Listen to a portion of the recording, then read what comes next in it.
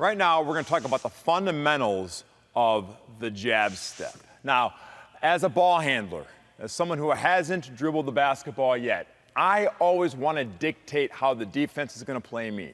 All right? Great defensive players, great defensive teams, they're going to preach pressure defense and be all over me and make me react to the defense. No, as an offensive player, you want to dictate what the defense does. And the best way to do that before you dribble the basketball is using the jab step. So rule number one, when you catch, you've got to have a good athletic base getting low. All right, now the jab step starts after a good base with the establishment of a pivot foot. All right, and a pivot foot, all that means is that I plant one foot. For most right-handed players, it's going to be your left foot, and that foot is anchored on the ground.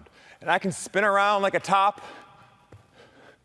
and that is a perfectly legal basketball move, all right? The second that I spin around and I pick up this pivot foot, that's a travel, all right? So imagine you have your foot glued to the ground, but the good news is you can move in any direction with your other foot, and that's where the jab step comes in. So when I first catch the ball, I'm in good triple threat. I have my strong pivot foot, all right? I want to test to see how the defense is going to react to me. And so I give them the jab step, all right? Now, I like to call this squashing the bug. Ha! Ha! Especially for younger kids, they get that metaphor a little better. Squash that bug, squash that bug, squash that bug, squash that bug. And essentially, that's the science of the jab step.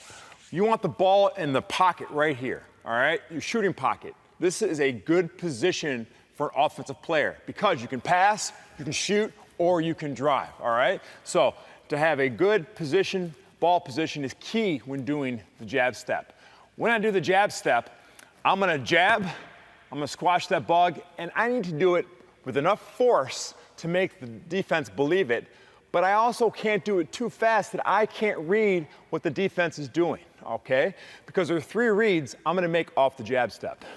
When I jab and the defender doesn't go anywhere, doesn't react to my jab step, that gives me an advantage. The defender is standing still. I'm already halfway past him. I can put the ball on the floor and go by him.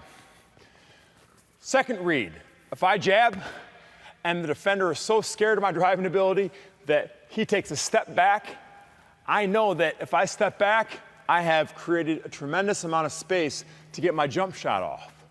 And thirdly, if I jab and the defender flies to the side I'm jabbing, I know I've created a driving lane going the other way, so I'm just going to cross over and I've made my position.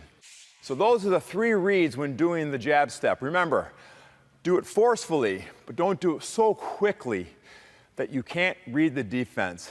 Because at the end of the day, the jab step has one goal in mind: create space for the offensive player.